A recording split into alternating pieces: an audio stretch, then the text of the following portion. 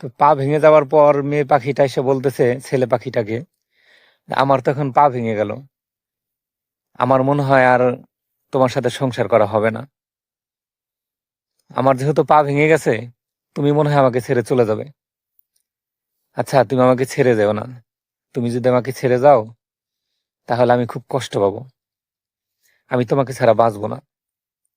তো মেয়ে পাখিটার কথা শুনে ছেলে পাখিটা তার একটি ডানা কেটে ফেললো। তার একটি ডানা কেটে ছেলে পাখিটা মেয়ে পাখিটাকে বলতেছে, এই দেখো, তোমার জন্য আমি আমার একটা ডানা কেটে ফেলেছি।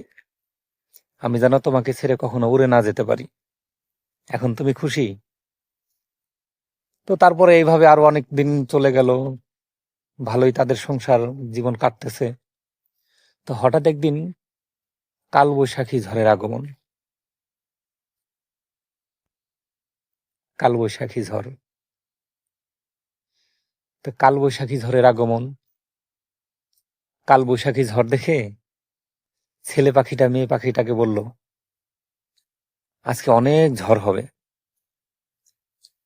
তুমি যদি এখানে থাকো তাহলে মারা যাবে।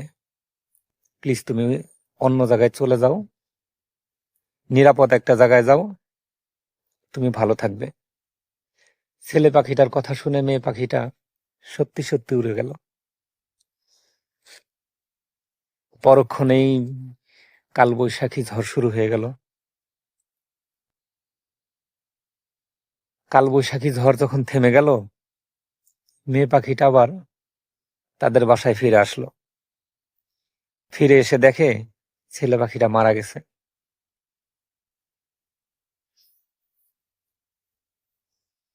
মারা যাওয়ার আগে লিখে গেছে, তুমি যদি আমার পাশে থাকতে তাহলে আমি মারা যেতাম না। অন্তত তোমার সাহসে আমি বেঁচে থাকতাম। তোমার ভালোবাসা যদি আমার পাশে থাকতো, তাহলে আমি আরো অনেক দিন বাঁচতাম।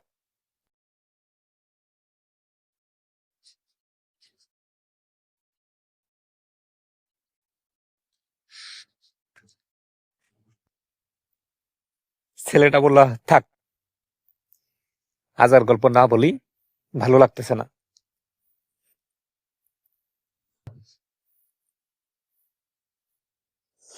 আমি আর বলতে পারতেছি না, আমারও চোখে পানি এসে গেছে।